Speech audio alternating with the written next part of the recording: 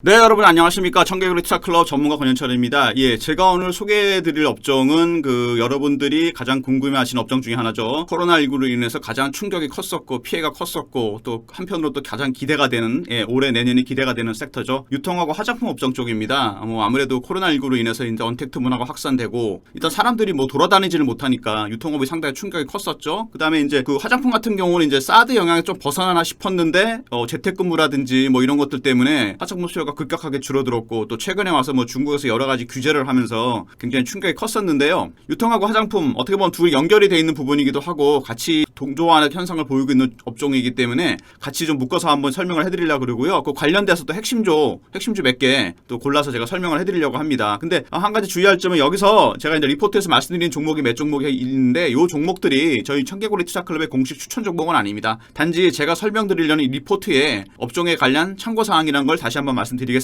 추천 종목 아닙니다.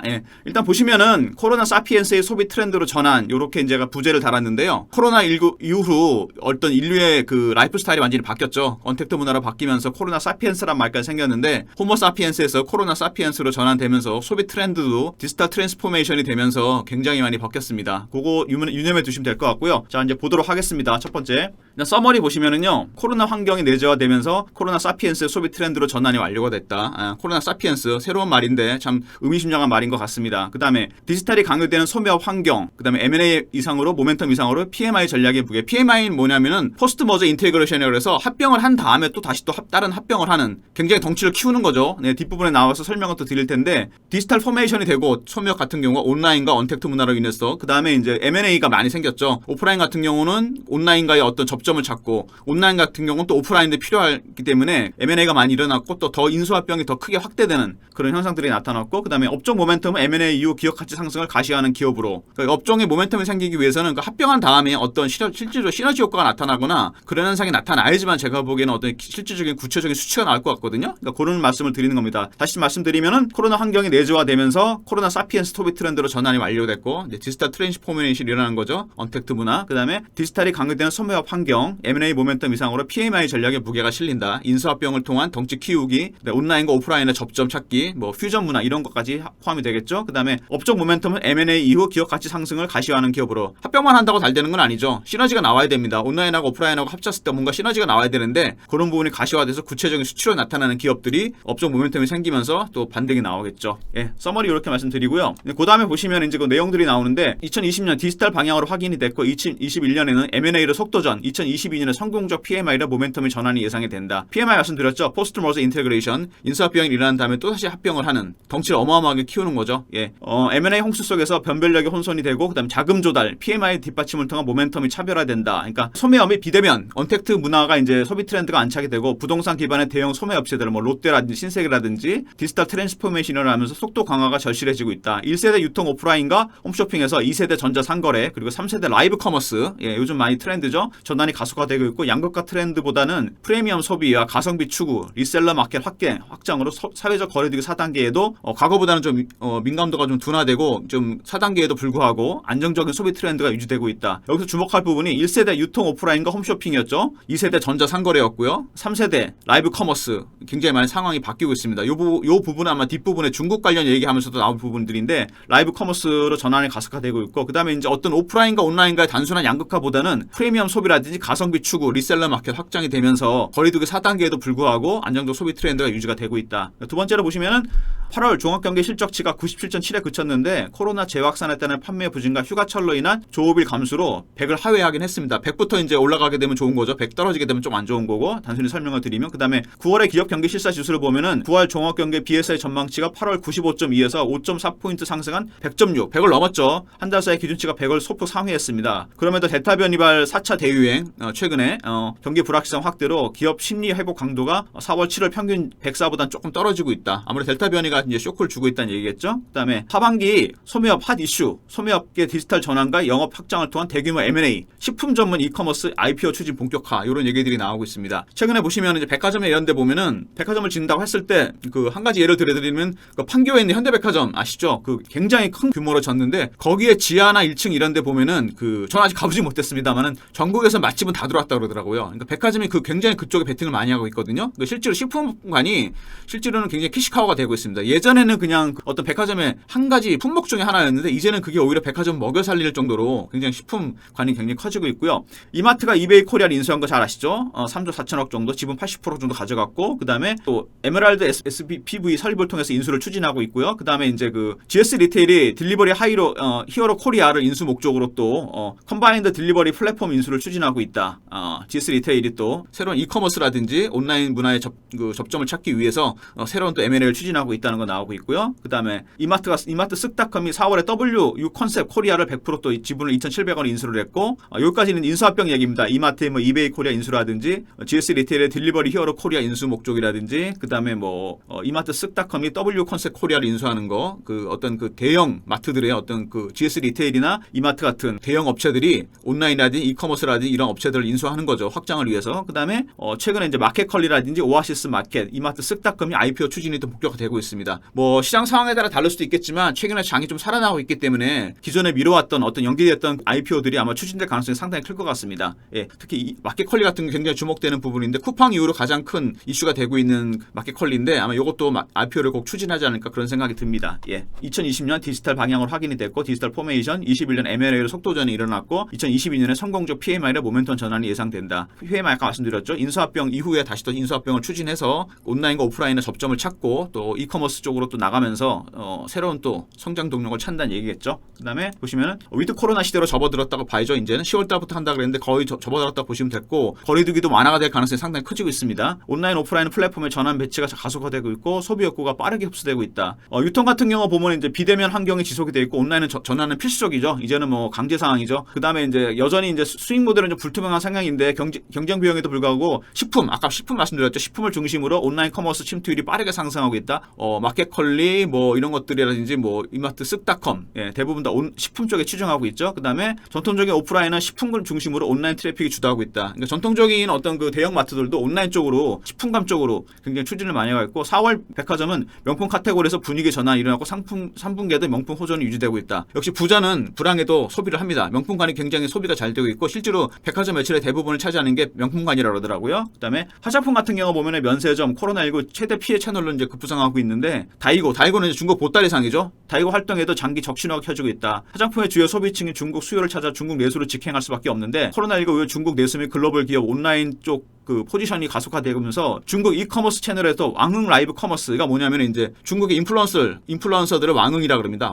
왕흥들이 이제 라이브 커머스 대세로 급부상하고 있죠. 우리나라도 보면 이제 파워 블로거들이 이제 장악을 하고 있는데, 중국도 왕흥이라 그래서 그 중국의 인플루언서, 그러니까 탑 블로거들이라고 보면 되겠죠. 어떤 그 영향력을 미치는 블로거들, 온라인 시장을 장악하고 있는 블로거들 얘기하는 겁니다. 그 왕흥 라이브 커머스 대세로 급부상하고 있고, KBT라는 카테고리 차원보다는 이제 중국의 라이브 커머스 채널로 통신 환경 세대별 마케팅을 통해야 된다. 그러니까 무슨 얘기냐면, 기존에는 그냥 KBT라는 브랜드로 팔아먹었는데 이제는 그렇게 안 된다는 얘기죠. 중국도 굉장히 성장을 많이 했고 디지털화되고 있기 때문에 중국의 왕흥들을 장악을 해야지만 장사가 된다는 얘기겠죠. 다음에 이제 2년 사이에 4번의 팬데믹을 경험했는데 3분기 사회적 거리두기 4단계로 진행되며 오프라인 채널에 미치는 민감도는 과거에 비해 제한적이다. 그러니까 온라인 오프라인 쪽 이제 얘기가 많이 나오는데, 오프라인 이제 언택트 문화 때문에 좀 안 된다고 봤는데, 이게 이제 이커머스나 이런 것들과 만나면서 예전보다는 이제 그 충격이 덜해진다는 얘기겠죠. 그다음에 코로나19를 배경으로 온라인 내 식품 내 생필품 구매가 급증했다. 그러니까 먹기는 먹어야 되니까 아무리 뭐 언택트 문화라고 하더라도 2020년 소매하면 자연스럽게 디지털 전환이 완료되고 있다. 거의 디지털 포메이션이 되고 있다는 얘기죠. 2021년 상반기에 이제 오프라인 채널 내 면세 백화점이 아웃퍼폼했고, 그 다음에 이제 대형마트와 SSM 온라인 채널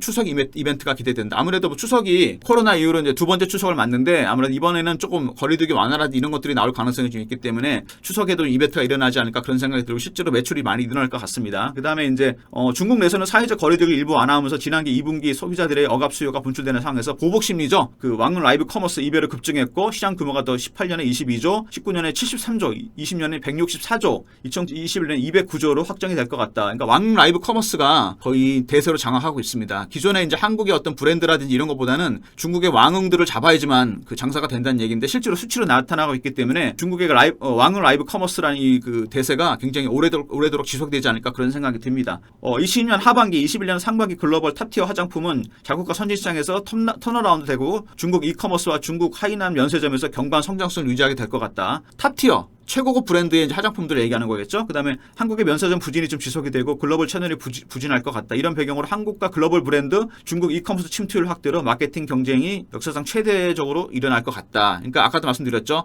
라이브 커머스 시장이 이제 우리나라뿐만 아니라 중국 쪽에도 확장이 되고 있기 때문에 어떤 화장품의 어떤 브랜드만으로는 인지 안 될 것 같고 왕들 잡아야지만 장사가 된다는 결론적인 그런 얘기입니다. 굉장히 그 시대가 많이 바뀌고 있고 특히 코로나19로 인해서 중국 쪽도 굉장히 충격을 많이 받았기 때문에 그런 문화가 이제 대세가 되고 있고 네이버 블로거나 마찬가지로 이제 탑 블로거들이 시장을 장악하는 또 구매에 영향을 미치는 그런 시장이 도래했다고 보시면 될 것 같습니다. 예. 그 다음에 유통 같은 경우는 이제 이커트의 오프라인의 대면 소비가 좀 회복이 되고 이커머스 협업이 가속화되고 있다. 예. 온라인과 오프라인의 접점이 만나면서 이제 협업이 가속화되고 있다는 얘기겠죠. 21년 상반기 유통 매출이 전체가 한 12, 그 다음에 온라인이 8.6, 온라인이 16% 정도, 오프라인이 8% 정도, 온라인이 16% 정도 증가세가 일어날 것 같고 전체적으로는 12% 정도 작년 대비해서 늘어날 것 같고 백화점이 26% 정도 성장할 것 같고 백화점은 이제 명품 매출이라고 보시면 되겠죠. 그 다음에 아동 스포츠, 가정용품, 편의점은 이제 코로나19에도 상업체들의 안정적인 출점이 뒷받침되면서 뭐 GS 리테일이나 CU 이런 쪽에서 이제 매출이 많이 일어났고 편의점 쪽은 그다음에 이제 카테고리 보면 음료와 가공식품 역시 성장률을 주도하고 대형마트는 0.3%에 그쳤는데 식품 카테고리 부분이 이커머스 전환 영향으로 이제 가정생활이나 잡화에 비해서 많이 늘어났죠. 그러니까 식품관 쪽에 굉장히 매출이 많이 일어났고 예를 들어서 뭐 온라인 쪽으로 이제 쓱싹컴이라든지 뭐 마켓컬리나 이런 쪽 어떤 이용해서 온라인 쪽 매출이 굉장히 많이 일어났다는 얘기입니다. 예. 아마 이마트도 그 쓱닷컴이나 이런 거 온라인 매출 쪽으로 식품이 굉장히 많이 그 매출이 일어난 걸로 제가 알고 있습니다. 예. 그 다음에 반면에 식품은 3.3 회복세를 시현했고 식품 카테고리 온라인 트래픽 전환 흐름을 반영하여 온라인의 식품 배송 서비스가 상반기에 40% 성장률 말씀드렸죠. 이마트에서 그 누런 봉투 있지 않습니까? 이마트 봉투를 통해서 그 아파트마다 굉장히 그 매출이 많이 일어나고 있습니다. 그 규모가 어마어마하고 실제로 아마 이마트가 오프라인보다는 온라인 쪽에서 이제 앞으로 매출이 더 큰 영향을 차지하니까 그런 생각이 듭니다. 온라인 유통 카테고리가 식품이 27% 굉장히 가장 높은 성장세를 시현했죠. 아까 말씀드렸죠. 백화점에서 예전에 그 대형마트나 백화점에서 식품관이 그냥 원오브댐이었는데 이제는 거의 먹여 살린다고 보시면 될 것 같습니다. 그게 이제 코로나19 영향인데 뭐 코로나19가 좀 잠잠해지면 또 바뀔 수도 있겠지만 이 식품관의 어떤 그 점유율 상승은 앞으로도 계속될 가능성이 상당히 큽니다. 그다음에 3분기 중 7월 유통 매출이 13%인데 오프라인 7, 온라인이 20. 역시 온라인이 강하죠. 상반기 수준을 상회했고 8월 오프라인은 거리두기 4단계도 일부 영향이 예상이 된다. 그 다음에 9월에도 전년 대비 추석 효과와 적극적인 백신 접종으로 명절 소비 모멘텀이 전년 대비 회복이 예상된다. 아까 말씀드렸죠. 올해 추석 작년과 좀 다를 것 같습니다. 오프라인 매출 많이 일어날 것 같은 생각이 들고요. 실제로 백신 접종률이 지금 1차 같은 경우 50%가 넘었기 때문에 50%가 넘었죠. 실제로. 그 다음에 이제 2차 같은 경우도 제가 보기에는 이제 거의 뭐 상승하는 추세이기 때문에 아마 올해는 추석이 작년 같지는 않고 굉장히 오프라인 매출도 많이 일어날 것 같습니다. 그 다음에 이제 그 온라인 소매업 간 프로모션의 경쟁이 더해지면서 소매 없는 온라인 전환율이 가속화될 것 같다. 이제는 온라인이 대세라고 보시면 됩니다. 뭐 온라인 안 할 수가 없겠죠. 그래서 이제 PMI가 일어나는 거고 오프라인과 온라인인가 어떤 그 협업이 가속화될 것 같다는 생각이 듭니다. 예. 그 다음에 MZ세대, 명품 세대가 이제 신세대가 명품에서 트렌디한 브랜드 선호가 상승이 되고 있고 백화점 입점 브랜드 디지털 대응이 강화되고 있고 리셀러 소비, 명품 리셀러 소비가 2021년 백화점 매출에 큰 회복이 되고 큰 축이 되고 있다. 그 다음에 이제 뭐 이커머스 플랫폼이라든지 뭐 브랜드 스토어 전문 입점이 확대가 되고 있다. 그 다음에 명품관들 뭐 프라다라든지 그 다음에 에르메스 이런 것들 이제 구찌 이런 것들 그런 샤넬이나 이런 부분들이 브랜드 스토어가 굉장히 확장이 될 것 같고 그 다음에 이제 네이버와 신세계 주식 교환으로 네이버 쇼핑 내 럭셔리 브랜드가 이제 그 오픈을 준비하고 있죠. 실제로 네이버에서 어떤 럭셔리 브랜드 쇼핑은 불가능했었는데 신세계와 이제 주식 교환이 일어나면서 그것도 가능해진다는 얘기죠. 그러니까 뭐 샤넬이나 에르메스 같은 걸 네이버에서 살 수 있다는 얘기겠죠. 그 다음에 온라인 백화점의 입점 브랜드 자체를 이제 강화시키면서 뭐 SI 빌리지, LF, 한섬 등 브랜드 확대, 마케팅 강화를 시키고 있다. 그 다음에 비유통 부분 M&A를 통해 시너지 창출, 사업 다각화를 하고 있다. 뭐 현대가 화장품 원료, 건기식, 바이오 기업을 인수하고 신세계가 드라마 및 콘텐츠 제작사도 인수하고 MZ 고객 유치를 위해 라이브 커머스 및 배송을 강화하고 있다. 그 다음에 회원제 도입. 그러니까 MZ 세대가 이제 매출을 많이 차지하고 있기 때문에 그 MZ 세대의 이제 눈높이에 맞추기 위해서 어떤 사업을 다각화하고 있는데 현대백화점 같은 경우는 이제 화장품 원료라든지 건기식 바이오 기업도 인수하고 이것도 딱 식품관을 염두에 두고 하는 거겠죠. 그 다음에 신세계 같은 경우는 드라마나 콘텐츠 제작사 인수 이런 거 같은 경우도 MZ 세대 고객 유치하기 위한 그런 노력이 아닌가 생각이 듭니다. 아무튼 유통이 2분기에는 오프라인 대면 소비가 회복이 되고 이커머스 협업이 가속화될 것 같고 그 다음에 올해 추석은 작년 같지 않게 굉장히 매출이 많이 일어날 것 같다. 백신 접종률도 50%가 넘어갔기 때문에 오프라인 매출도 많이 일어날 것 같고, 그리고 앞으로는 온라인의 어떤 이런 부분이라는 것들이 굉장히 대세가 될 것 같고, 특히 백화점 식품관 같은 경우 이마트라든지 이런 부분들이 대세가 되면서 굉장히 매출의 큰 부분을 차지할 것 될 것 같다. 그런 얘기입니다. 그 다음에 또 보시면은 이제 화장품이죠. 화장품 참 말이 많았는데 급변하는 중국 이커머스 생태계, 아까 말씀드렸죠. 라이브 커머스들, 블로거들, 알리바바 여전히 강하지만 노이즈가 확대가 되고 있다. 알리바바 같은 경우는 최근에 이제 시진핑이 중국 공산당에서 이제 규제를 많이 하죠. 빅테크 기업들에 대해서 이제 알리바바도 타겟이 되고 있는데, 마윈 같은 경우는 작년 재작년부터 이미 얼굴이 나오질 않더라고요, 언론상에서요. 그 다음에 그 외에도 뭐 디디추싱이라든지 그 외에 나머지 이제 빅테크 기업들에 대한 규제를 많이 하고 있는데, 어떤 정보에 대한 문제라든지 미국과의 어떤 관계나 이런 부분들 때문에 앞으로도 규제가 많이 일어날 것 같고, 그래서 알리바바도 충격을 좀 많이 받을 것 같다는 생각이 듭니다. 예전 같지는 않을 것 같아요. 예. 2분기에는 이제 중국 전자상거래 시장이 원톱인 알리바바 그룹이 실적 둔화를 보인 반면에 JD.com과 핀더더가 이제 약진이 확인됐다. 알리바바 MS를 잡아먹었다고 봐야 되겠죠. 3사 모두 정부 규제 환경에 직면을 했는데 규제를 받고 있긴 한데, 알리바바 특히 규제가 집중이 되고 있죠. 아까 말씀드렸죠. 마윈이 보이지가 않습니다. 그 다음에 JD.com과 핀더더는 반사액을 거두고 있다. 그 다음에 JD.com의 소매부분 최고 경영자는 2분기 실적 발표에서 알리바바에 대해 부정적 의견을 제시했다. 그 다음에 정부의 새 규칙이 무질서한 자본 확장, 독점 등의 부정 행위를 규제하고, 근데 중국도 굉장히 자본주의가 커지면서 독점에 대한 문제가 생겼기 때문에, 그다음에 정보 노출이나 이런 것들이 정부에서 규제를 많이 하고 있고, JD.com이 공정하고 질서 정연한 비즈니스 환경을 조성하겠다, 뭐 이런 얘기를 하고 있는데, 글쎄요, 뭐 알리바바의 독점을 비판하면서 상대적으로 자기들이 반사이익을 얻기 위해서 한 얘기가 아닌가 그런 생각이 드는데, 실제로 근데 알리바바가 중국에서 굉장히 지금 규제를 많이 받고 있습니다. 그건 사실입니다. 그다음에 JD.com이 2분기 매출이 우리나라 돈 한 46조 정도 되고, 정년 대비해서 26% 늘어났고, 알리바바가 37조인데 JD.com이 3배에 달하지만 순매출 기준이 역전이 됐다. 그러니까 JD.com이 굉장히 컸다는 얘기죠. 알리바바가 주춤한 사이에. 그다음에 JD.com의 소매분 영업이익이 23% 늘어났다. 핀더더도 2분기가 이제 한 나스닥 상장 이후로 처음으로 흑자 전환을 했다. 두 개가 수혜를 보고 있다는 얘기죠. 알리바바는 지난 분기 매출 2년 만에 시장 컨센서스를 하회하면서 영업이익, 순이익이 모두 감소했죠. 11%, 5%. 그다음에 중국 이커머스 시장을 지배했는 정부 규제 영향을 받으면서 JD.com과 경쟁에 직면하고, 핀더더 같은 기업과도 결의에 직면하면서 원톱이었는데 빅3에 이제 편입이 되면서 신규 강자로 부상했죠. JD.com과 핀더더가. 그러니까 알리바바가 주춤하는 사이에 나머지 기업들이 부상하면서 중국도 이커머스가 시장을 장악하면서 굉장히 큰 영향을 미치고 있다. 왜냐하면 중국이 왜 이렇게 중요하냐? 당연하겠죠. 우리나라 유통과 화장품은 중국과 직접적으로 연결이 돼 있습니다. 중국 보따리상들이 다이거들이 안 오면은 장사가 잘 안 됩니다. 호텔도 마찬가지고, 백화점도 마찬가지고, 대형마트, 사은품 다 마찬가지입니다. 명동에 있는 화장품 업체들이 파산하는 이유가 전부 다 그거 아니겠습니까? 중국에서 보따리상들이나 관광객이 오지는 못하니까, 사드 때문에 조금 주춤했었는데 좀 살아날만 하니까 코로나가 터졌고, 그것 때문에 굉장히 충격을 받으면서 화장품이 굉장히 고생을 많이 하고 있죠. 예, 그런 얘기를 말씀드렸습니다. 그 다음에 화장품 같은 경우는 면세 중국 시장 한계가 인식이 되면서 국한장 영역의 성장 우위를 보일 것 같다. 7월 중국 소비자 판매 결과 화장품은 이제 전년 대비 2.8% 성장률에 그쳤고, 의류도 7.5%로 둔화가 됐다. 2020년 화장품 의류 베이스가 낮았다는 감안하더라도 7월 부진은 굉장히 우려되는 수준이다. 그만큼 중국에서 지금 매출이 많이 안 일어나고 있다는 얘기죠. 그러니까 굉장히 힘들어진 상황이고, 특히 중국 시진핑 경우 최근에 이제 공동 부유 전략, 그러니까 자본주의가 성숙하면서 빈부격차 굉장히 심해졌죠. 중국 같은 경우도. 중국의 부자들은 뭐 어마어마한데 중산층 이하는 굉장히 가난하고 빈부격차가 심해지니까 뭐 당연한 현상인데, 중국이 급성장하면서 이런 현상이 심해지면서 중국에서 규제를 많이 하고, 뭐 빅테크 기업도 규제를 많이 하고, 뭐 최근에는 부동산 쪽이나 의력 쪽도 규제한다는 얘기가 나오고 있습니다. 그만큼 규제가 앞으로 계속될 것 같기 때문에 어떤 고소득층의 규제라 이런 것들 때문에 소비에도 사치제, 특히 명품이라든지 탑티어 화장품 소비가 좀 줄어들 것 같다는 그런 생각이 듭니다. 그다음에 잘 아시는 기업이죠. 코스맥스가 중국의 내수 화장품 신규 브랜드로 트렌드가 확산이 되고 있고, 온라인 기반 신생 브랜드들의 어떤 주문이 증가하고 있다. 요건 이제 반가운 얘기죠. 중국 소비 판매 항목 중 소비 판매 중에서 식품, 의류, 주얼리 다음으로 화장품이 고성장세를 일단 유지하고 있습니다. 일단은요, 온라인 쪽에서. 그다음에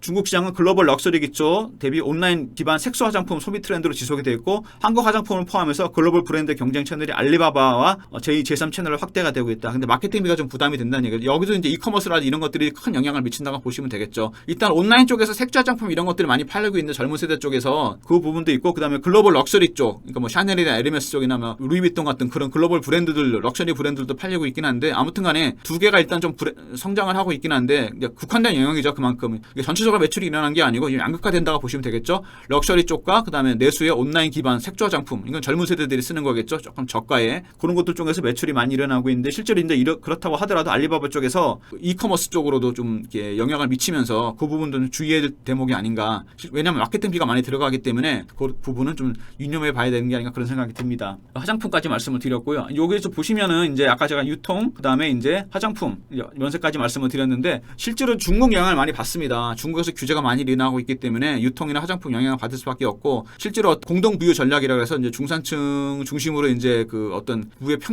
평준화를 추진한다고 좀 보긴 그런데 빈부격차 줄이기 위한 어떤 규제들이 사치품이라든지 이런 것들 소비라든지 이런 것들 줄어들 가능성이 좀 있긴 한데 그렇다고 하더라도 중국 쪽에 어떤 이커머스 시장이 확장하고 있기 때문에 이커머스 시장을 노린다면은 좀 매출이 많이 일어날 것 같고요. 그렇기 위해서는 마케팅비가 많이 들어갈 것 같다는 그런 생각이 좀 듭니다. 예. 그다음에 올해 이제 추석부터는 우리나라 유통 쪽에서는 조금 매출이 많이 일어날 것 같다. 백신 접종률 이런 것도 늘어나고 있기 때문에 작년과 달리 추석은 이벤트로 해서 이제 매출이 오프라인이나 온라인이나 좀 많이 늘어날 것 같다. 그런 생각이 좀 듭니다. 그것까지 말씀을 드렸고요. 그다음에 이제 기업으로 들어갈 텐데 유통이나 화장품의 메이저 기업들 몇 개를 제가 골랐습니다. 아까도 말씀드렸지만 추천 종목은 아니고요. 업종을 설명하기 위해서 필요한 그 설명입니다. 그러니까 이마트라든지 뭐 이런 몇 개 기업들을 골라서 제가 설명드리면서 그 업종에 대한 추가 설명을 드리도록 하겠습니다. 이마트 같은 경우는 이베이 인수를 해서 이커머스 강화가 본격화됐죠. 그 온라인 오프라인 식품 정체성을 회복하기 위해서 2021년에 매출액이 8%, 별도로 해서는 1.6% 정도 늘어날 것 같다.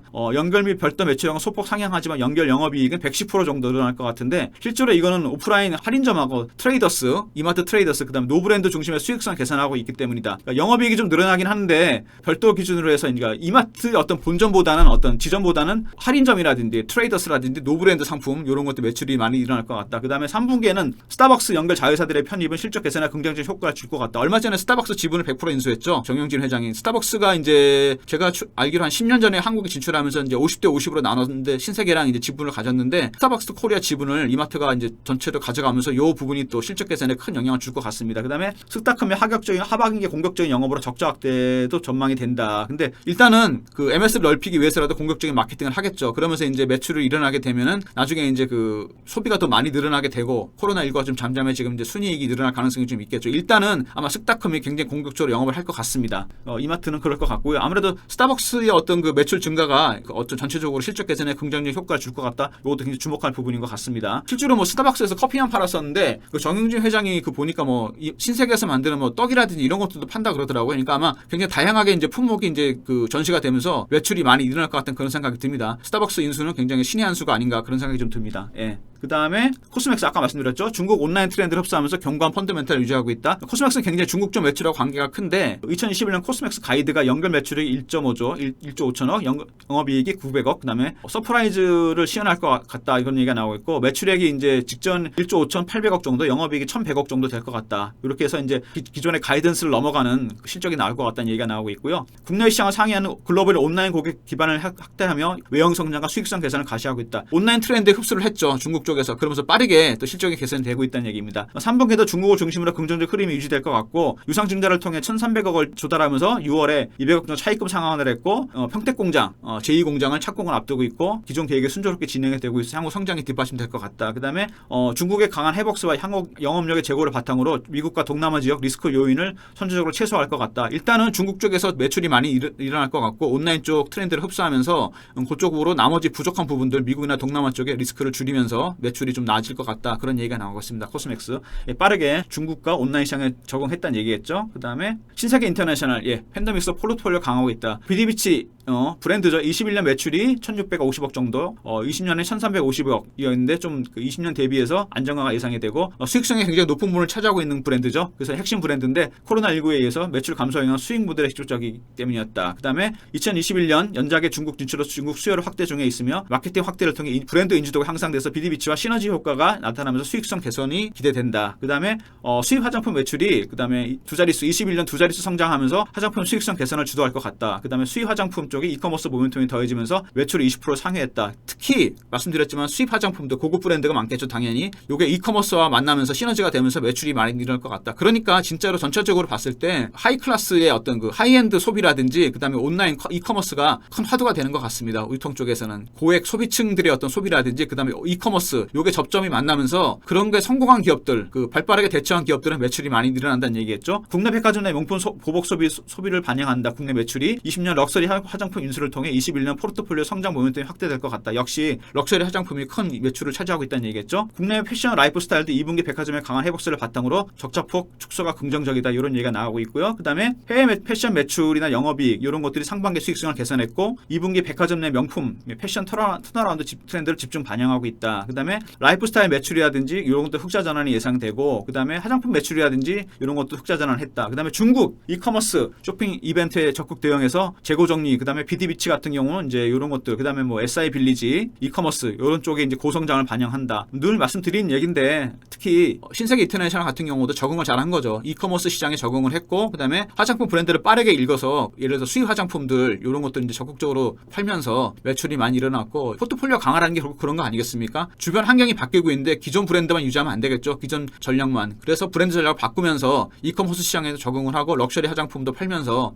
매출이 조금씩 늘어날 것 같다. 그런 얘기들이 나오고 있습니다. 예, 그다음에 여러분 잘 아시는 BGF 리테일 CU를 갖고 있는 회사죠. 그다음에 특수 입지 개선과 상품 전략 입증, 성수기 극대화 정말 BGF 리테일 3분기 중심으로 하반기 시장 성장에 주도할 것 같다. 일반 입지 점포들이 트렌드가 정착되면서 장보기 및 대량 구매 수요가 일어났다. 특수 입지 4단계 거리도 영향으로 회복 속도가 더디나 백신 접종으로 소비 심리 개선, 점당 일 매출은 19년 수준으로 회복세 확인된다. 특수 입지가 뭐냐면 CU가 학교라든지 유원지라든지 병원 이런 데 많이 들어가 있습니다. 근데 이제 사람들이 뭐 원택트 문화 때문에 학교도 잘 안 가고 병원도 잘 안 가죠. 많이 아프지 않으면. 그러면서 이제 유원지도 안 가고, 그러니까 매출이 많이 줄었었는데 이제 오프라인이라든지 이런 부분도 이제 백신 접종이 늘어나면서 개선이 되면서 조금씩 늘어날 것 같다. 그런 얘기가 나오고 있고요. 3분기 성수기와 50대의 백신 접종 확대로 도쿄올림픽도 있어서 5차 재난지원금 수요가 개선될 것 같다. 여러분 그 재난지원금은 대형 마트나 백화점에서 못 씁니다. 근데 편의점은 쓸 수가 있습니다. 그래서 작년에도 아마 제가 알기로 이 CU라든지 GS 리테일 이런 회사 주식들이 좀 올랐습니다. 그 재난지원금이 나왔을 때 재난지원금을 대형 마트라든지 백화점이나 있는 쓸 수가 없기 때문에, 근데 편의점은 가능하거든요. 근데 그런 것들 때문에 그쪽 매출이 좀 많이 일어났었죠. 그다음에 퀵커머스 5,700점 운영으로 온라인 배송에 적절한 대응을 했고 역시 대응을 잘했습니다. 상반기 대비 환경 개선과 내부 전략 강화가 확인됐다. 퀵커머스 때문에 빠르게 배송을 하는 거죠. 이런 것도 쉽게 말해서 온라인과 퀵커머스 이게 접점이 만나면서 매출이 많이 일어났어요. 역시 적응을 많이 잘하는 기업들은 매출이 많이 일어나게 되는 거죠. 3분기는 지난해 대비 대량 구매 프로모션, 점단 일매출 상승과 객단가 상승으로 확대될 것 같다. 3분기 좀 실적이 좋아질 것 같다는 얘기가 나오죠. 그다음에 기존 상권 회복, 우량 신규점 출점 이런 것들 때문에 좀 좋아질 것 같다는 얘기가 나오고 있는데, 역시 그 BGF 같은 경우는 주택가보다는 어떤 학교라든지 병원이라든지 그다음에 뭐 유원지 아까 말씀드렸죠. 이런 특수 입점이 많았는데 오프라인이 이제 좀 살아나고 백신 접종률이 높아지면서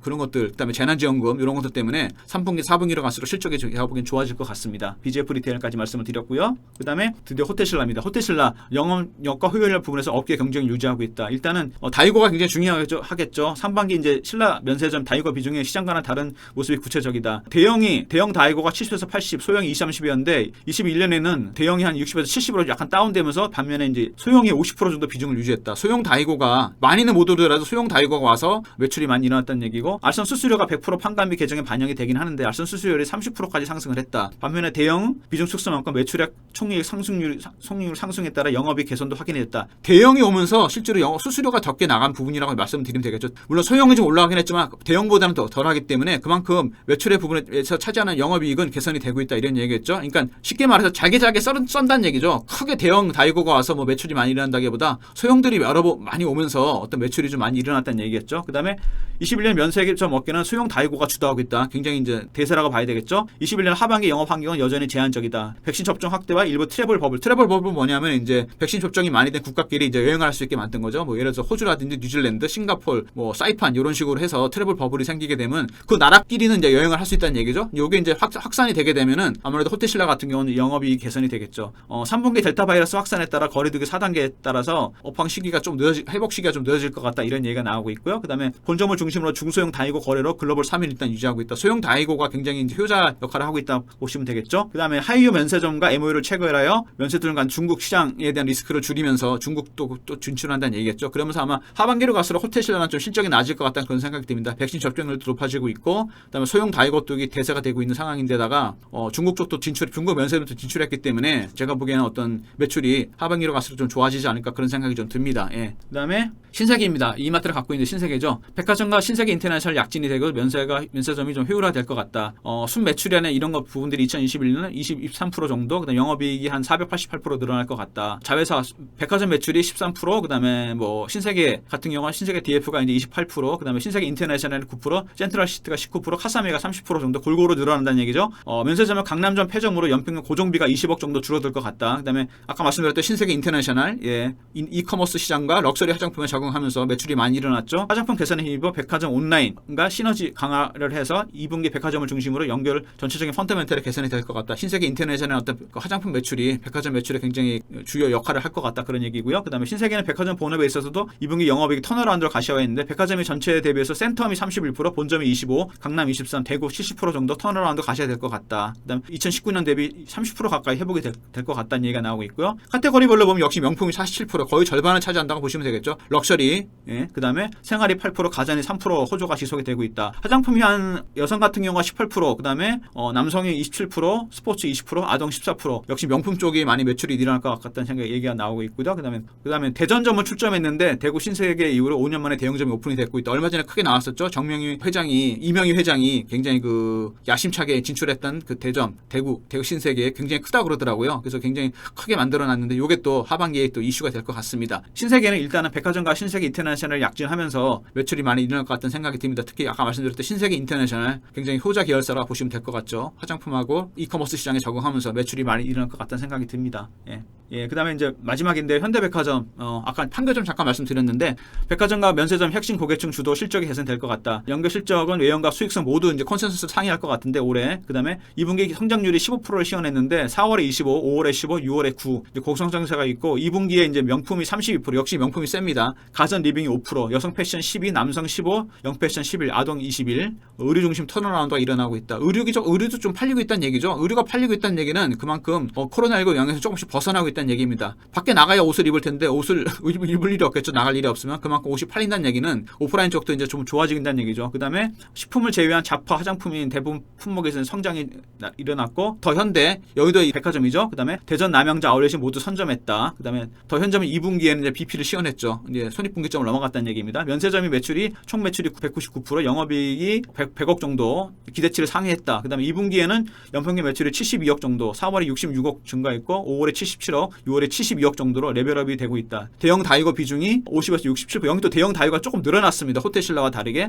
고마진의 극단가 높은 럭셔리 화장품 비중이 평균 60에서 70. 역시 럭셔리 화장품이 매출에 많은 비중을 차지하고 있습니다. 그다음 현대백화점이 대전 프리미엄 아울렛과 11월 남양주 프리미엄 아울렛에서 2021년 더 현대 여의점을 출점했죠. 오프라인을 굉장히 많이 세웠습니다. 다른 데 비해서. 그래서 랜드마크로 부상하면서 1분기에서 2분기에 시장 기대치를 상회할 것 같다. 현대백화점 역시 아주 점포를 그렇게 많은 백화점은 아닌데 최근에 대전이라든지 여의도라든지 이렇게 점포를 세우면서 실적이 그만큼 좋아지면서 랜드마크로 부상을 하고 있다. 이런 얘기가 나오고 있습니다. 일단 이렇게 몇 종목을 말씀을 드렸는데요. 결론적으로 쭉 말씀드렸던 종목들 제가 보시면은 코스맥스, 온라인 트렌드, 경범 현대멘탈 유지되고 있다. 그다음에 팬데믹스 포트폴리오 강화, 신세계 인터내셔널 이것도 이제 라이브 커머스와 럭셔리 화장품이겠죠. 그다음에 BGF 리테일의 특수 입직, 오프라인이 좀 살아나면서 이제 예를 들어서 학교라든지 병원이라든지 유원지 쪽도 이제 매출이 좀 일어난다는 얘기겠죠. BGF. 그다음에 여기서 중요한 게 퀵커머스 5,700점 운영이 되고 있다. 이것도 굉장히 중요한 부분이죠. 새로운 트렌드에 적응을 했습니다. 호텔신라, 소형 다이고가 이제 매출을 많이 부분을 차지하고 있다. 잘게 썰어서 수익을 내고 있다는 얘기고 중국 쪽 리스크를 좀 줄이면서 중국 쪽 매출이 좀 많이 일어날 것 같다. 호텔신라. 그다음에 신세계는 역시 이제 백화점과 신세계 인터내셔널 약진을 하고 있다. 특히 신세계 인터내셔널 굉장히 효자 계열사라고 보시면 될 것 같고요. 그다음에 현대백화점은 이제 특이하게 이제 오프라인 매장을 3개를 냈는데 모두 다 이제 선전을 하고 있고 특히 더 현대가 BP를 시연했고 면세점 쪽도 이제 화장품 쪽이나 이쪽에서 이제 매출이 많이 일어나면서 여기도 특이하게 대형 다이고가 매출을 차지하면서 실적이 개선이 될 것 같다는 얘기가 나오고 있습니다. 이렇게 한 6개 종목 정도 말씀을 드렸는데요. 이 종목 외에도 제가 알파 수익을 내기 위해서 추천할 수 있는 종목이 한 종목이 있습니다. 굉장히 궁금하실 텐데 온라인, 오프라인